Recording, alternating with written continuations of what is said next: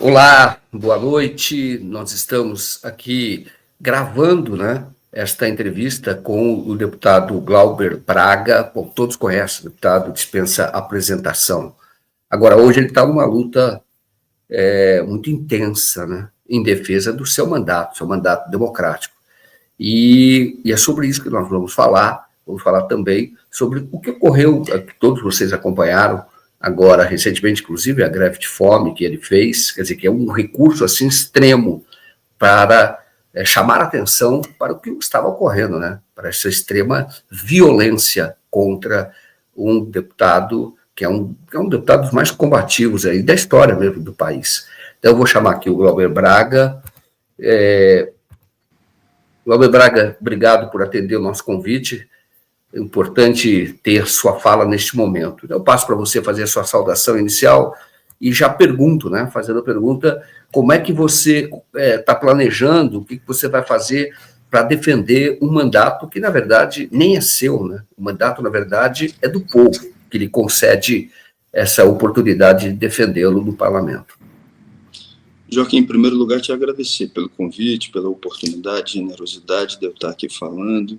Cumprimentar todo mundo que está acompanhando a TV 247, defendendo os argumentos com todos aqueles que queiram ouvir, os parlamentares que queiram escutar o que eu tenho a dizer. Evidentemente eu vou apresentar os argumentos, mas priorizando a mobilização junto ao povo, que é no que eu acredito como possibilidade concreta de reversão desse jogo, de reversão desse cenário. Então eu vou percorrer os 26 estados brasileiros, mostrando o que está acontecendo, fazendo rodas e rodadas de imprensa com veículos locais, respondendo a todas as dúvidas, a todos os questionamentos, montando comitês de solidariedade e mostrando, como você disse, o que está em jogo.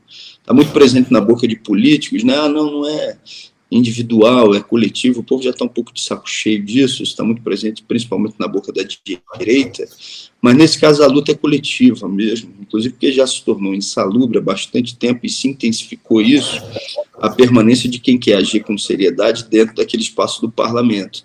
Mas eu sei o efeito que tem uma eventual cassação no meu mandato, que é a ampliação da investida contra militantes nas mais variadas regiões, contra mandatos parlamentares. Imagine, se eles estão fazendo isso em Brasília, onde tem todos esses holofotes, o que eles não vão fazer com um vereador do município de interior que exerce uma posição contra-majoritária junto com as forças populares? Aquelas ameaças que já estão acontecendo de maneira insistente, que eu recebo relatos praticamente todos os dias, elas vão se intensificar. É tendo a consciência disso que eu estou não só defendendo o mandato, mas defendendo as liberdades democráticas e denunciando o que representa essa tentativa de cassação. Essa caravana que roda o país a partir do primeiro encontro em Minas Gerais tem exatamente esse objetivo.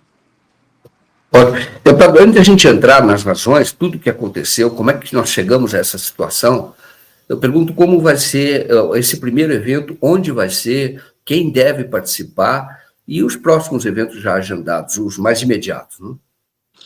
Vamos lá. Primeira atividade, dia 8 de maio, 18 horas, Universidade Federal de Minas Gerais. Nas minhas redes tem lá todas as informações com o endereço mais exato.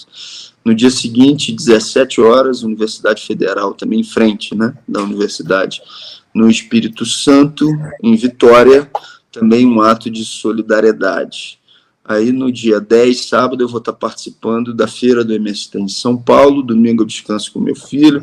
Na segunda-feira participo do evento da atividade que está sendo promovida por Safato, também em São Paulo.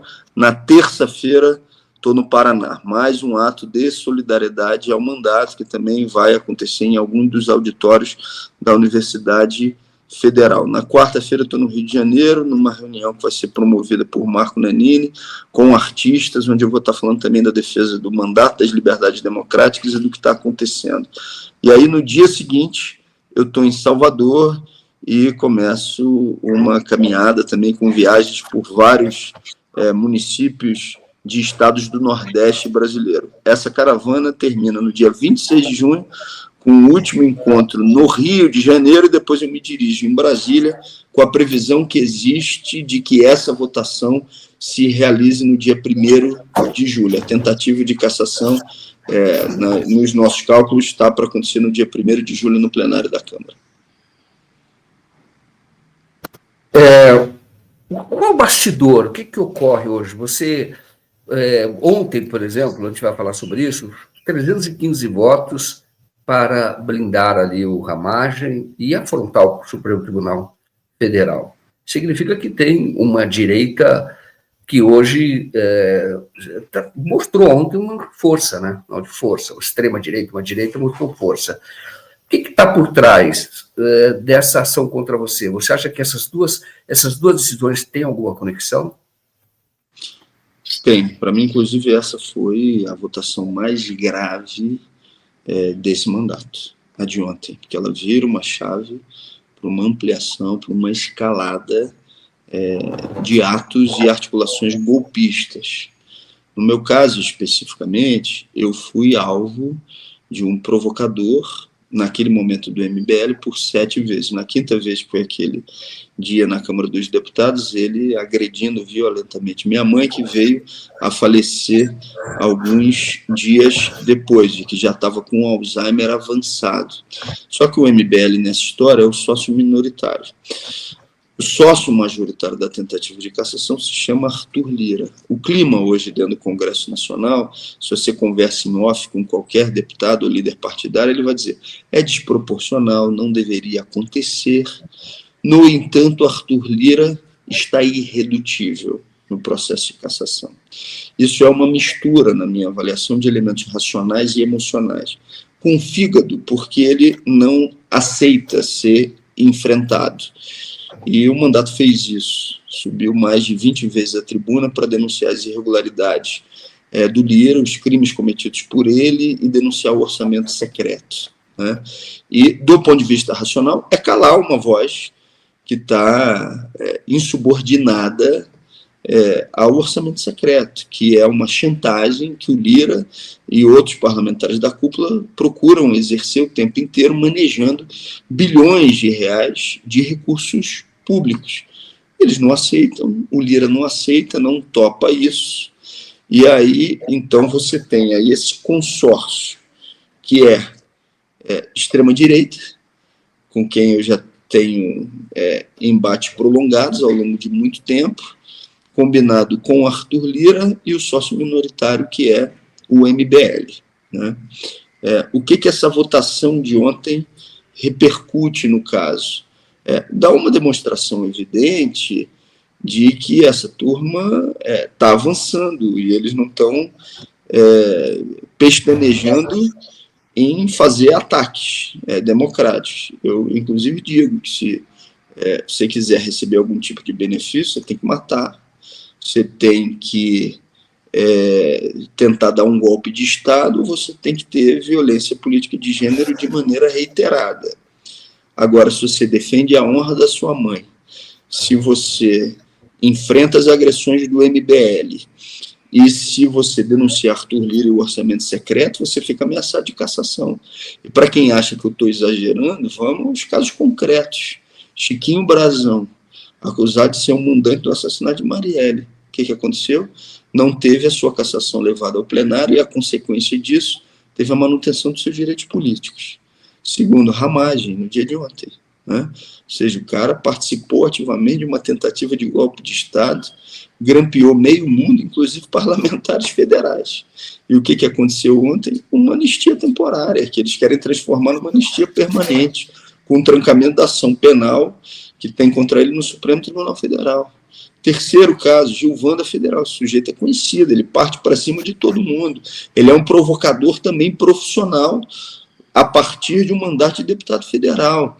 Ele tem ações reiteradas contra mulheres. Ele fez contra a Sam, ele fez contra a deputada estadual Camila Valadão, chamou a ministra Gleisi Hoffmann de prostituta, e aí o que o relator faz? Diminui a suspensão dele de 6 para 3 meses.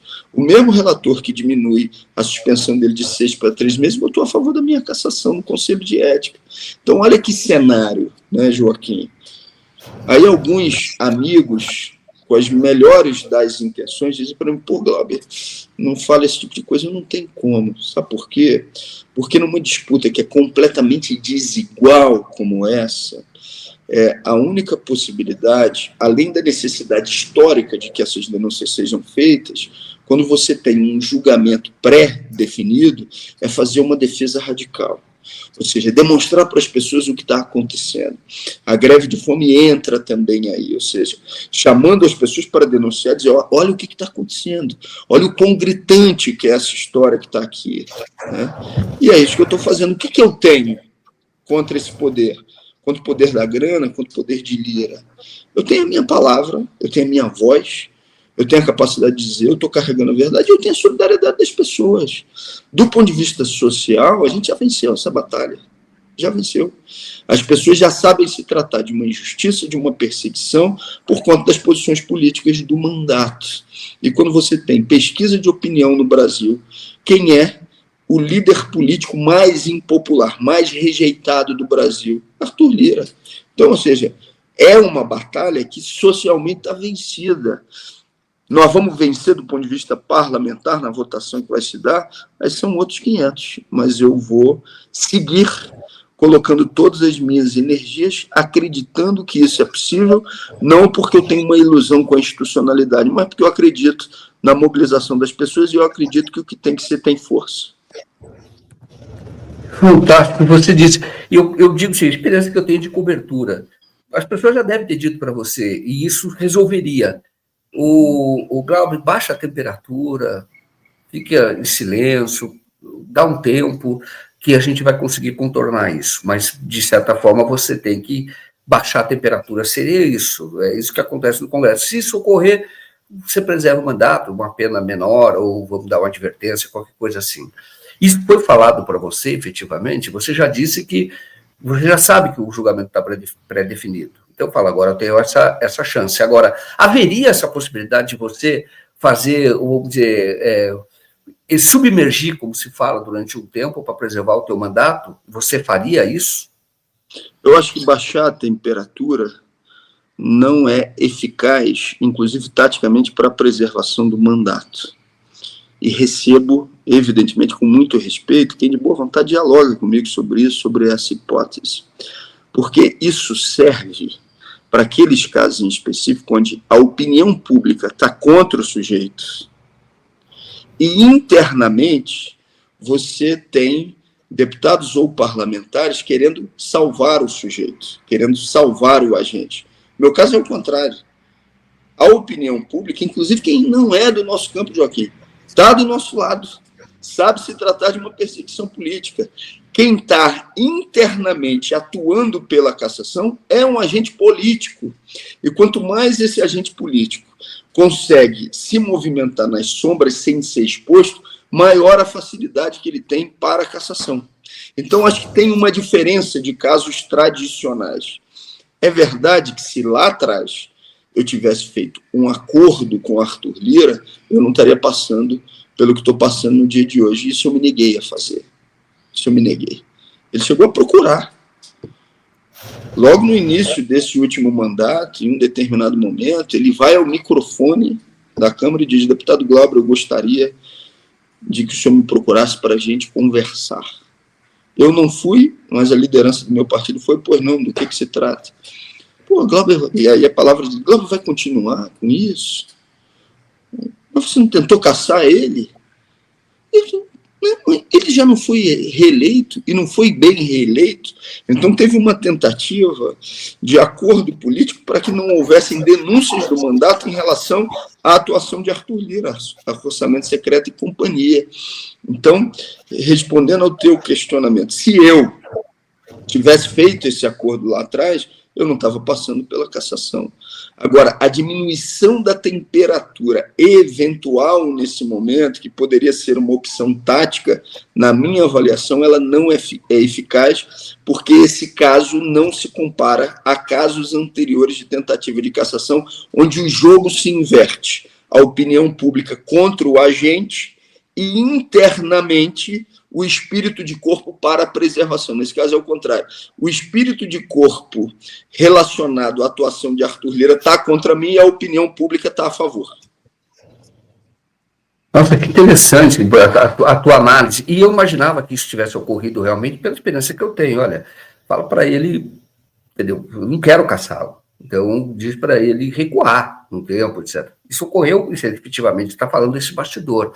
Muito interessante essa sua colocação, porque assim, de fato, é a política. E a tua atuação me lembra o que ocorreu, que eu entrevistei o Lula quando ele estava preso. E havia todo um acordo, já havia acordo, sinalização do Supremo. Olha, o Lula vai para casa, põe uma tornozeleira eletrônica e fica lá, e tudo bem, vai conviver com a tua família, e queremos fazer essa concessão. E o Lula não aceitou, entendeu? Claramente, não aceitou. Ele disse, não, eu morro aqui na prisão por isso, mas não vou recuar, entendeu? Porque essa prisão é política. E ainda disse que não era como correio para usar tornozeleira, etc. Realmente me lembra essa atuação, uma certa integridade. Você acha que na época, desculpa, Joaquim, eu ia dizer, na época, inclusive, que se cogitava a ida dele para uma embaixada, eu, pessoalmente, inclusive, imaginei se essa não seria a solução de poder fazer a denúncia sobre o que estava acontecendo aqui e sobre o que representava a Lava Jato. A história demonstrou o acerto político dele em permanecer para fazer a denúncia política do que estava ocorrendo, né? Então, aí que eu pergunto, se você acredita que essa sua integridade, você está demonstrando muita integridade, ela pode reverter também, como que ela se reverteria na manutenção do teu mandato, para que você continue tendo uma voz no parlamento? Num isolamento social da tentativa de consumação da perseguição por parte de Arthur Lira, numa compreensão mais profunda do que está em jogo nessa história. E nesse enfrentamento que o próprio Lira e alguns setores da Câmara tentam fazer ao STF no sentido de uma escalada golpista. Pensemos no seguinte, fora o caso do Gilvan da Federal. Chiquinho Brazão, quem é que tornou ele réu? Foi o Supremo. Ramagem, quem é que tornou ele réu? Foi o Supremo. A tentativa de anistia para os golpistas, de uma maneira permanente para além da provisória, é uma afronta, um enfrentamento a uma decisão do Supremo. Quem foi o parlamentar, junto com outros, é verdade, que ficou junto com a decisão do Supremo contra a anistia para os golpistas? Eu fui um deles. Quem foi o parlamentar, junto com outros, que ficou junto com o Supremo e, mais especificamente, com a decisão do ministro Flávio Dino de procurar cobrar transparência em relação a emendas parlamentares no orçamento secreto? Eu fui um deles. Essas coisas estão conectadas, elas não estão sendo feitas isoladamente. Então, se você consegue socialmente isolar essa tentativa de Arthur Lira de uma perseguição, que mesmo quem me odeia dentro da Câmara dos Deputados, quem não gosta de mim, sabe se tratar de uma perseguição política, mesmo eles, e que dizem isso no cotidiano, isso tem que ser o gerador de um constrangimento público que aumente demais o preço social para que Arthur Lira consuma essa cassação. Um amigo grande meu falou assim, por que você anunciou essa coisa de rodar o Brasil? Porque eu acredito nessa mobilização social junto com o povo para demonstrar o que está acontecendo e para amplificar a necessidade de reação. Eu acredito nisso como uma possibilidade concreta de fazer. Para que não tivesse sido, Joaquim, uma cassação sumária, a gente arrancou isso. A gente arrancou com uma greve de fome difícil, doída no sentido das pressões que se vivenciou naquele momento. Mas isso foi arrancado, não foi um acordo fácil, não. Foi arrancada através de luta política, da solidariedade das pessoas, né? De manifestações das mais diversas, inclusive algumas, para mim, inesperadas. 500 associações, entidades religiosas que fazem uma carta encabeçada pela Comissão de Justiça e Paz da CNBB e encaminham ao presidente da Câmara, demonstrando que se trata de uma injustiça flagrante, uma perseguição política que está acontecendo. Então, a amplificação disso é o que me dá esperança de que a gente tem condições de reverter esse cenário. Não é fazendo um acordo com Lira, é isolando socialmente o que representa Arthur Lira e a tentativa de cassação como a consumação de uma perseguição arbitrária, flagrante e evidente. Quando é que você percebeu, você detectou que as emendas elas eram um problema, né? O problema é o orçamento público, né? O problema é a moralidade pública, vamos chamar assim. Quando você percebeu que tinha roubalheira, pode, ou é um foco de roubalheira, uma possibilidade de roubalheira, e aí decidiu fazer a denúncia? As emendas sempre foram um problema, né? Sempre foram utilizadas como um instrumento de chantagem, e denúncia sobre a aplicação de emenda parlamentar ela é antiga, remonta inclusive ao período em que deputado não era, né? Teve o escândalo dos anões do orçamento, que de uma outra forma tem uma relação indireta com a utilização do orçamento público. Agora sim, em escala, do jeito que está, isso é um fenômeno recente, que se amplifica muito com a presença de Arthur Lira. Essa coisa, por exemplo, de deputados do próprio Centrão desdenharem de assumir ministérios, é um fenômeno recentíssimo. Essa desdenha de assumir ministério é porque ele acha que tem mais controle sobre o dinheiro público no exercício do mandato como deputado do que no próprio ministério. E não é mentira. Hoje, um deputado federal indica mais dinheiro para o seu projeto político de poder do que ministério na esplanada. Em uma decisão, que foi aquela decisão do Flávio Dino, no final do ano passado, ele suspendeu o pagamento de 4 bilhões de reais. Joaquim, 4 bilhões de reais numa única decisão. Numa denúncia que um deputado do Centrão chamado José Rocha fez, ele acusa publicamente Arthur Lira de ter pressionado ele como presidente da Comissão de Infraestrutura a desviar de seus objetivos originais mais de 300 milhões de reais de uma comissão com uma ligação. Dizendo para ele, se você não indicar para onde estou mandando, eu vou te tirar da presidência da comissão. E aí o Zé Rocha diz, Arthur Lira, eu respeito muito seu pai, com quem eu convivi, mas a partir dessa sua ameaça eu não posso dizer a mesma coisa em relação a você. O Zé Rocha faz essa denúncia pública. O Zé Rocha é uma das testemunhas no inquérito que tem na Polícia Federal sobre isso. Uma ligação, 300 milhões de reais. Olha o tamanho disso. Então, isso se intensificou no governo Bolsonaro e se intensificou a partir da articulação com Bolsonaro, do governo Bolsonaro, com Arthur Lira. Já existia antes, já existia, mas a intensificação que ficou mais perceptível veio desse período. Caramba, que importância dessa entrevista, viu? Esses bastidores todos, ainda que alguma coisa ou outra já seja pública, mas a gente tem uma visão do conjunto e justamente o que você está falando, esse desdém, isso é recente, todos queriam o ministério, e porque ele tem muito mais poder hoje controlando o orçamento público a partir da Câmara. Interessante. Agora, eu pergunto para você que o outro lado diz, não, mas antigamente os deputados indicavam, né? Isso é importante porque atende a sua base, etc, etc, etc. Agora eu pergunto para você, você alguma vez já apresentou emendas? E se apresentou, isso não é importante também para o mandato parlamentar? Não seria legítimo? O problema não é a emenda isoladamente, o problema é como a emenda é utilizada e a forma de relação que se estabelece a partir do uso dessa emenda.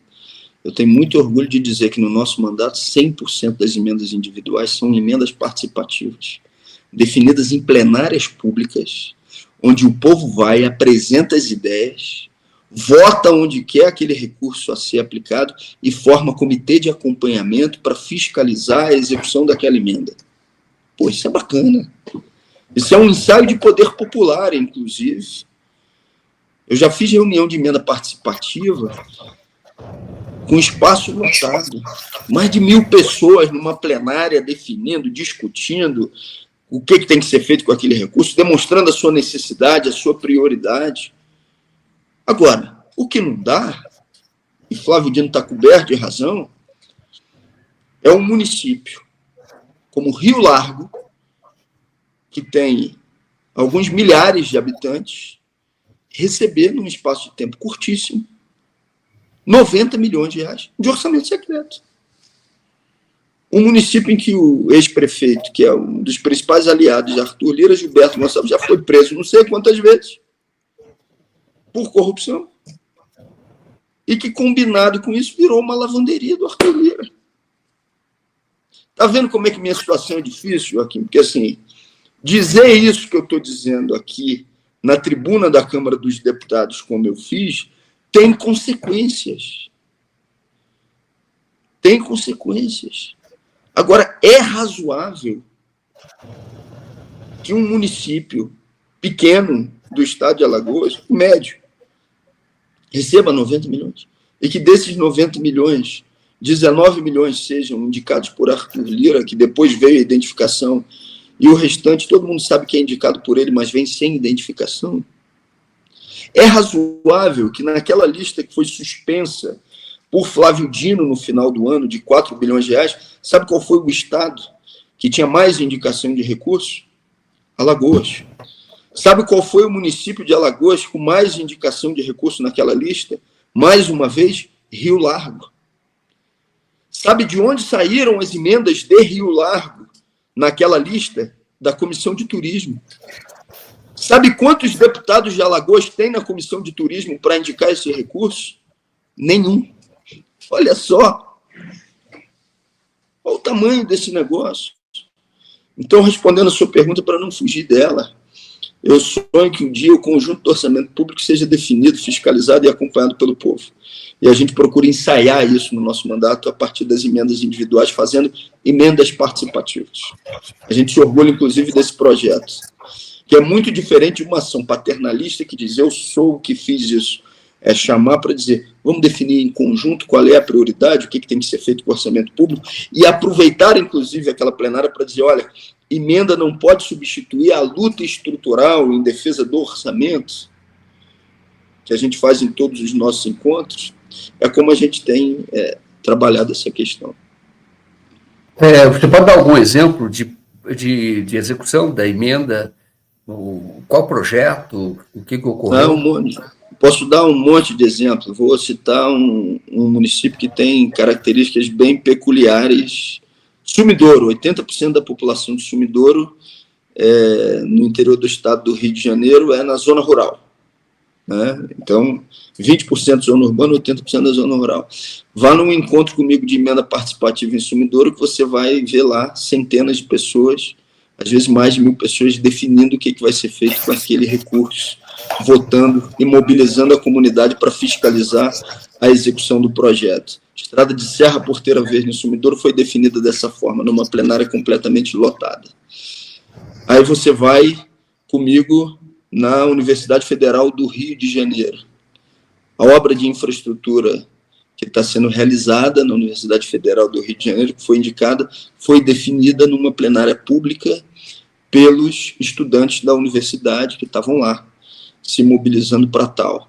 Mas se você vai na plenária pública que eu fiz no Largo do Machado, no Rio de Janeiro, a emenda que ganhou foi da comunidade da Maré, que se cotizou, pegou ônibus, foi para lá para um projeto de garantia de direitos e cursos para quem passou por unidades prisionais, para diminuir os índices de violência e para garantir o direito das pessoas.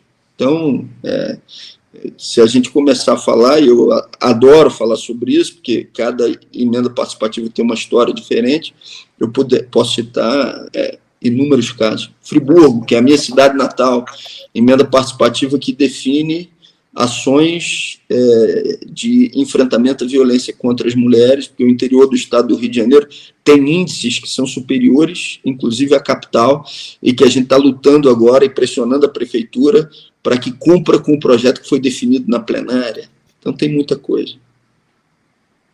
Interessante. Aí vamos entrar no que gerou esse problema. Antes, qual que você acha que seria o limite para emendas de parlamentares? Porque hoje, grande parte do orçamento público é controlada pelos parlamentares. Mas qual seria o limite, você acha que seria legítimo? Se o conjunto do orçamento público fosse definido de maneira participativa pela comunidade, eu acho que não tinha nem que ter emenda, para começar por aí, né? Ou seja, se essa definição fosse adotada nas regiões, nos territórios, de uma maneira concreta. Agora, a determinação, para além das emendas individuais, que um parlamentar ou a cúpula do Congresso Nacional vai manejar bilhões de reais, é algo absurdo. O governo federal tem para investimento, para obras, novos projetos, 200 bilhões de reais. O Congresso Nacional controla 50 bilhões de reais de emendas. É um quarto do que o governo federal tem para fazer investimento. Esse é o tamanho do problema da questão e a desproporção do que está colocado. Nossa. E aí eu vou entrar na questão do que gerou o processo do Conselho de Ética. É justamente quando você fala de emendas, da participação do povo no encaminhamento das emendas, vamos chamar assim, da definição das emendas, você tem plenárias que você faz, você tem uma prestação de contas, vamos chamar assim, no Lago da Carioca, né, no Rio de Janeiro. E toda segunda, meio-dia, a gente faz lá. Exatamente. E lá, eu vi um vídeo que você era provocado, começava, sei lá, era provocado assim, rotineiramente, e até que a provocação vai para o interior da Câmara. Então, eu pergunto para você se esse cidadão que fez essa provocação, que é um extremista, militante do MBL, se ele estava orientado a fazer isso, foi uma coisa de caso pensado. Não sou orientado como pago. E quando eu digo pago, não sou eu que estou dizendo, foi ele quem falou. Ele foi prestar depoimento como testemunha no Conselho de Ética. E nós questionamos qual é a sua profissão, o que você faz, quem te paga. E quem paga ele é a associação do MBL. E aí pergunto, o que você faz para receber esse dinheiro? E ele gaguejou, ele não soube dizer o que fazia. Então o cara é pago, foi pago para fazer isso, né? Em relação a mim, ele foi me atacar por 7 vezes diferentes. Aquela vez no Congresso Nacional foi a 5ª. Mas depois do Congresso Nacional, ele se sentiu à vontade para fazer isso mais 2 vezes. Em espaços que eu estava presente. Na 5ª vez ele faz aquilo que você viu em relação à minha mãe, né, que todo mundo acompanhou. E repito, estava com Alzheimer avançado e veio falecer alguns dias depois. E eu pergunto para esse sujeito, você quer se arrepender e pedir desculpas? Ela perguntei no Conselho de Ética. Ele diz, não vou, não me arrependo. Agora rompeu com o MBL, daqui a pouco faz uma delação premiada aí, que agora ele foi afastado. Os motivos eles é que vão poder dizer, né? Mas, ou seja, era um sujeito não só que estava de caso pensado, mas que estava pago. O argumento que eles utilizam é, não, naquele dia ele estava lá para tratar de outro tema na Câmara dos Deputados. Quando você vai nos stories dele, no seu próprio perfil de rede social, tem um bonequinho daquele emoji com a mão na boca, dizendo se tratar de um segredo, e dizendo missão, ou seja, como se fosse uma missão secreta que ele estava lá para desempenhar, né? Respondendo ao teu questionamento, não só estava para fazer isso, como era pago para fazer isso. Então, perguntar um pouco você é um político muito combativo e, claro, uma escola forte, que foi uma escola da tua mãe, né? Ela é formada na universidade pública, etc. Então, eu queria que você falasse, para as pessoas saberem como é que era a relação com a tua mãe, como é que foi Como é que a tua família, você é filho único, onde você estudou, como é que você entrou na política, como é que você acompanhou a atuação da tua mãe? Ela foi prefeita, reeleita prefeita, isso agora, em 2001, né, o mandato dela começou, eu digo, nesse século. Então, eu pergunto para você, que você falar um pouco da sua história política, mas também afetiva, né? A tua formação, a tua família um pouco. Eu sou filho de Roberto e Saudade. Meu pai vai fazer 83 anos nesse ano. Minha mãe faleceu em maio do ano passado. Eu tenho uma irmã, que é a Ivana. Eu sou casado com Sâmia, que é deputada federal pelo estado de São Paulo, e a gente tem um filho, que é o Hugo, que vai fazer 4 anos no dia 24 de junho, 2 dias antes do meu aniversário, que é no dia 26 de junho, quando eu faço 43 anos. Meu pai e minha mãe, um casal de brisolistas. A primeira lembrança que eu tenho de uma campanha eleitoral é pegando um panfleto no chão, como criança, né, de Darcy Ribeiro. E minha mãe foi candidata a vice-prefeita. Minha mãe é nordestina, de Natal, no Rio Grande do Norte, Friburgo considerada uma cidade conservadora. Ela vai para Friburgo, segundo a história que ela nos conta, quando ela entra na avenida principal da cidade, estava toda florida, e ela naquele momento disse: essa é a minha cidade, é aqui que eu vou ficar. Lá ela conhece meu pai, se casa com ele, formada médica, faz um trabalho na zona rural do município de prevenção do câncer ginecológico e também um trabalho nas escolas das periferias de prevenção de gravidez na adolescência. A partir daí, então, ela é convidada a ser candidata e se filia ao PDT com a simpatia que tanto ela quanto meu pai já tinham por Brizola. Ela não vence a eleição como vice-prefeita, mas se destaca e logo depois é eleita vereadora. Em 2001, então, ela rompe uma polarização histórica no município entre Arena e MDB e se elege prefeita da cidade, numa eleição que foi uma explosão pública, né, de manifestações, mobilizações.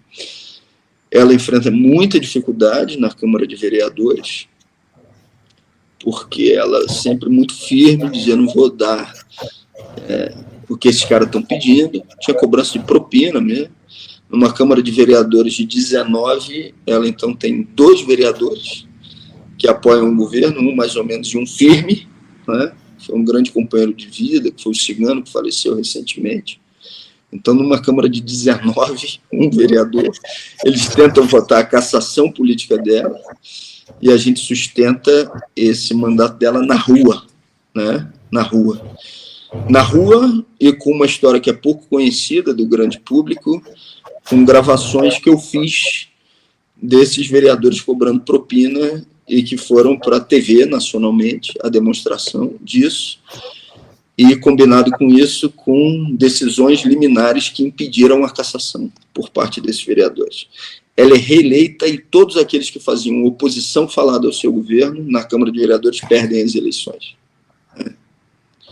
Então, eu tive uma atuação, apesar de muito jovem, muito próximo a isso, militando desde muito novo.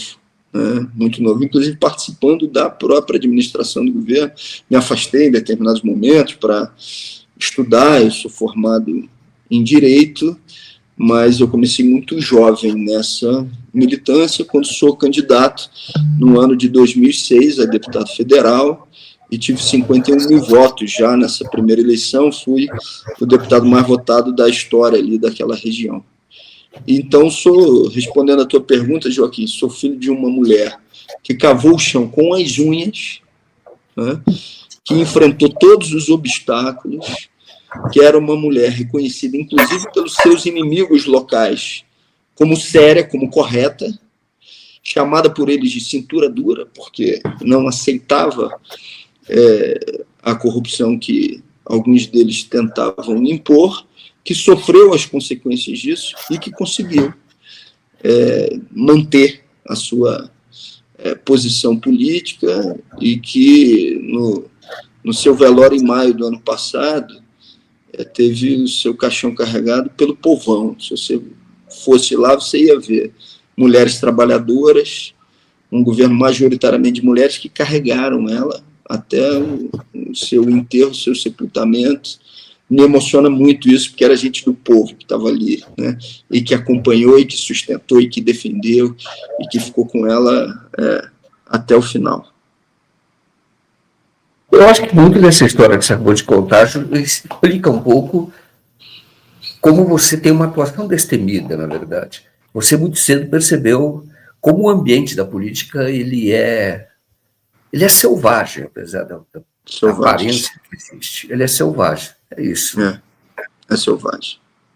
Minha mãe me lembra muito, e eu também me emociono quando fala dela, a Erundina, né? E a sua história também de resiliência, de resistência, né? E elas eram, inclusive, amigas, né?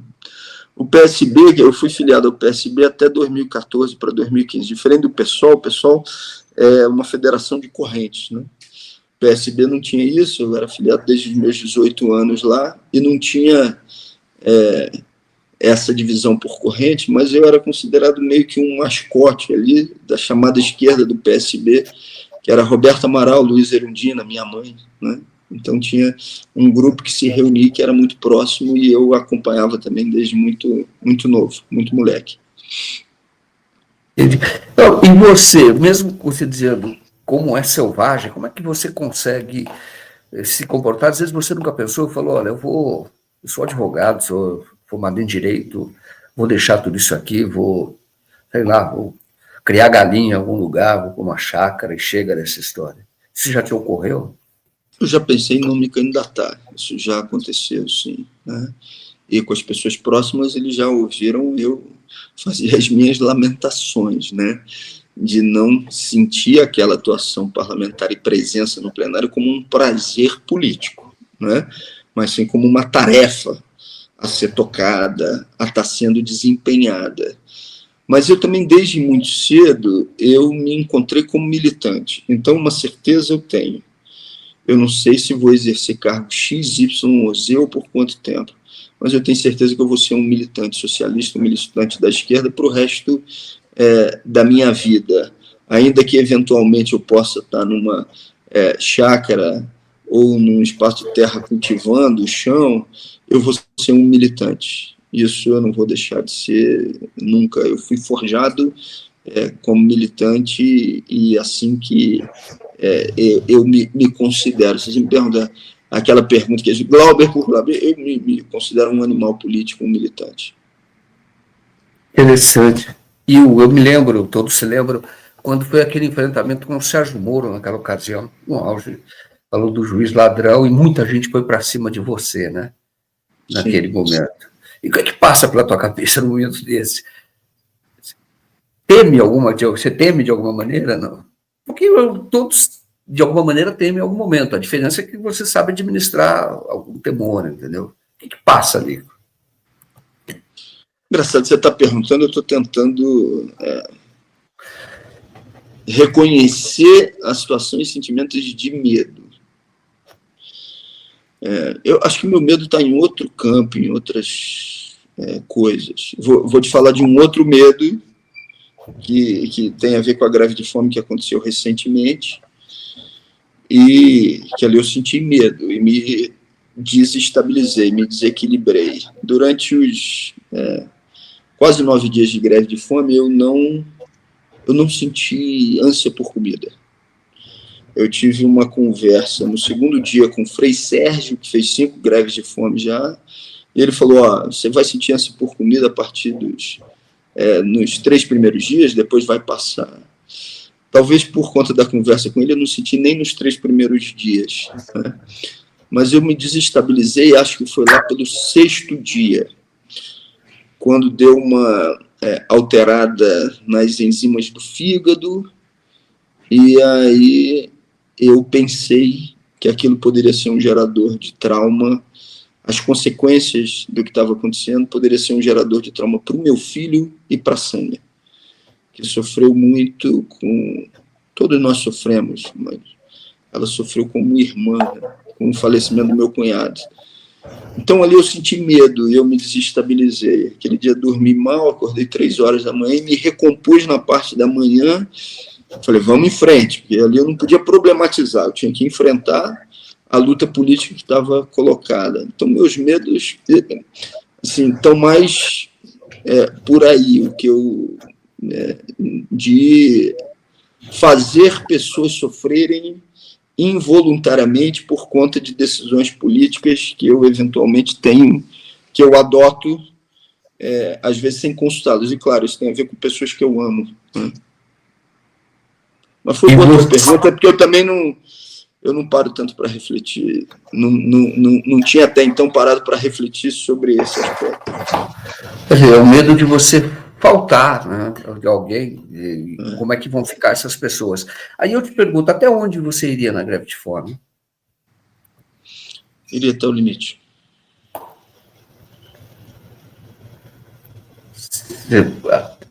Teria um limite, é isso? Ou nem chegou a pensar sobre isso? Eu estava sendo monitorado pelo acompanhamento dos médicos. E eu sabia que em determinado momento, se eu não tivesse mais consciência para tomada de decisão, uma intervenção poderia ser feita pela minha família ou pelos médicos. E eu estava com a disposição política de seguir ali por mais 2 semanas, que é o limite considerado possível de se aguentar aproximadamente ali 20, 21 dias. Teve pessoas próximas que chegaram a 28 dias, né? Mas eu sabia também que o decorrer do tempo poderia gerar consequências que eu teria que lidar com elas para o resto da vida. Mas isso também é curioso, porque na sexta-feira, antes da reunião do Conselho de Ética, eu tenho um conselho político do mandato que conta com 10 organizações políticas, movimentos, partidos políticos e correntes do PSOL e tal. E aí a gente discutiu o que fazer, já antevendo o resultado no Conselho de Ética. E uma pessoa muito querida, ela não incentivou, mas ela citou casos de greve de fome. Eu falei, greve de fome eu não faço. Eu disse isso na reunião. Eu falei, greve de fome eu não faço porque eu tenho meu filho e eu me conheço. Se não tiver algum recuo do outro lado, eu vou ficar. E aí eu saí com essa palavra na reunião. E no dia do Conselho de Ética, foi uma reunião de 6 horas, depois da primeira meia hora, eu não conseguia pensar em outra coisa. Era de que essa é a ação que tem que ser feita agora. E a decisão foi tomada ali. E você poderá voltar a fazer uma greve de fome? Durante a vida, as circunstâncias é que vão determinar os métodos a serem adotados. Mas eu não acho para aquilo que se estipulou seja um método eficaz. Agora, para a luta política que eu tenho pela frente, acho que agora é estrada, dialogar com as pessoas, mobilizar a luta, e no dia 26 é possível que eu anuncie uma outra tática para a reta final, mas que não é a retomada da greve de fome. Mas nós estamos avaliando ainda se é possível aquilo que eu estou imaginando. Praticamente não pode revelar agora. Nesse exato momento, ainda não, porque se eu revelo, vão ser colocados aí obstáculos à execução, né? Perfeito. Mas eu já adianto que é uma luta política que não é original, no sentido de que já foi feita historicamente, e que tem a ver com o processo de mobilização junto com as pessoas e de denúncia contra a cassação.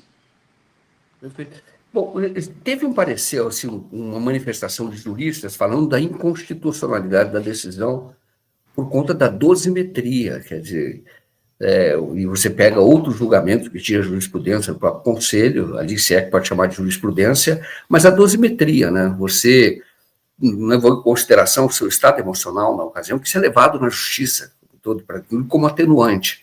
que aconteceu aquele dia.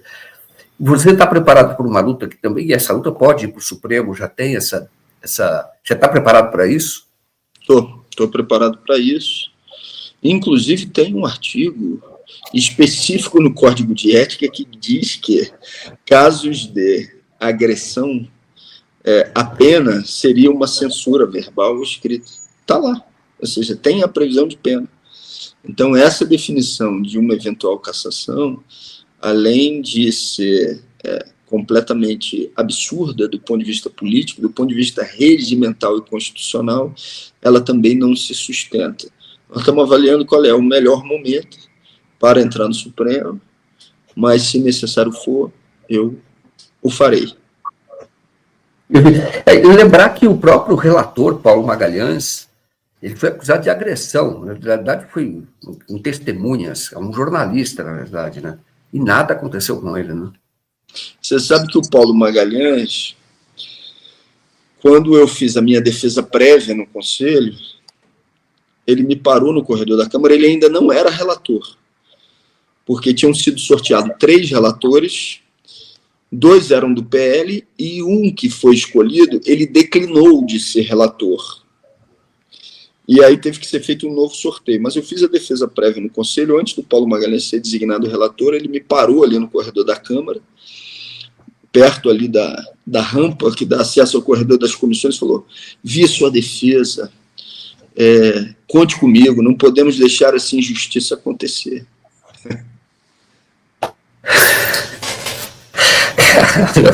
O que acontece, claro que ele recebeu uma missão, um absurdo, que coisa absurda.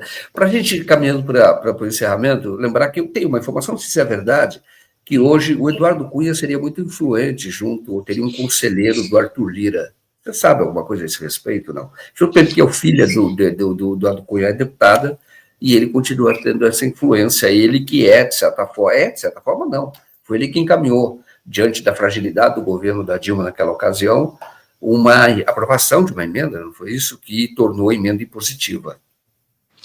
Tem influência. Você pega essa votação agora, por exemplo, da ampliação de número de parlamentares, é um projeto da filha do Cunha. E você pega a ampliação de influência dentro do espaço da própria Câmara, no período em que Eduardo Cunha era presidente, o Lira amplificou o seu poder. E pega também como é que foi a votação do Lira em relação à cassação do Eduardo Cunha. Foram poucos votos contra. Poucos votos contra. Se eu não estou enganado, um deles foi do Arthur Lira. Então, eles têm uma relação. Eu não sei hoje quem que influencia quem. Se é o Lira que influencia o Cunha ou se o Cunha que influencia o Lira. Mas que a relação de proximidade deles existe e que não é recente, que vem de outros tempos, isso é um fato conhecido, né? E eles nem tentam esconder isso. Bom, para encerrar, então, você está preparado para continuar fazendo política sem mandato? Como seria? Eu, nesse momento, estou focado em reverter essa situação no plenário da Câmara, mas eu tenho uma convicção, independentemente do resultado que aconteça, se essa votação de fato for no dia 1º de julho, no dia seguinte, aqueles que me acusam e o senhor Arthur Lira vai continuar sendo o que ele é. E eu vou continuar sendo um militante, sem dúvida nenhuma. Eu estou pronto para seguir na luta política, independentemente do resultado eventual que venha nessa votação do dia 1º. Eu vou seguir a minha militância, mas com esperança, nesse momento, de reverter o cenário ainda no plenário. Perfeito. Bom, alguma palavra final aí para fazer o encerramento? Te agradecer, dizer que adorei bater um papo aqui contigo, conversar, fugiu do usual e do que eu esperava, inclusive, porque falei de coisas aqui que não estava esperando e que não estou acostumado a responder em outras conversas, mas achei que foi bom, porque foi autêntico, foi sem escolher palavras. Então, te agradecer mais uma vez, Joaquim, a TV 247, e agradecer a toda a solidariedade que as pessoas têm tido em relação ao mandato e essa luta política que nós estamos tocando. Obrigado por tudo. Obrigado por você ali. Vamos continuar acompanhando a tua luta. E eu me despeço, então, de todos. Um abraço e até mais. Até breve. Se você gostou desta entrevista, por favor, se inscreva no nosso canal. Se você puder, também se torne um patrocinador. Você pode fazer a tua contribuição via Pix ou aqui mesmo se tornando membro do canal da TV 247. E eu lembro que nós estamos concorrendo ao prêmio IBEST. E para chegarmos ao top 20, depois irmos para ficarmos entre os 10 e depois entre os 3, e enfim, disputar o prêmio na categoria de jornalista influenciador, eu preciso do teu voto. Por isso, eu peço que você entre no site do IBEST 2025, procure ali a categoria jornalista influenciador e vote. Estamos concorrendo eu, pelo 247, Leonardo Atush, Edgar Angel e Florestan Fernandes. Você também pode votar no canal Brasil 247. O canal já é o atual bicampeão e está disputando o 3º prêmio consecutivo.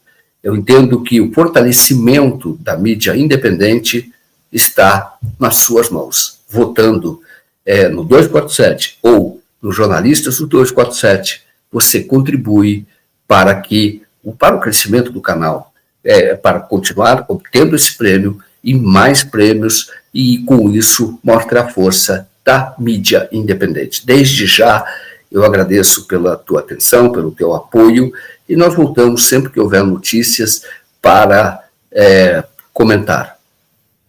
Um abraço e até mais.